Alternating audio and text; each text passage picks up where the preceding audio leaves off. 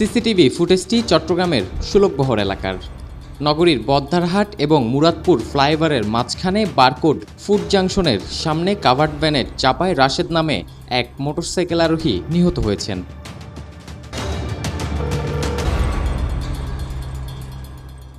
মঙ্গলবার ২রা জুলাই সকাল ১১টার দিকে এই দুর্ঘটনা ঘটে।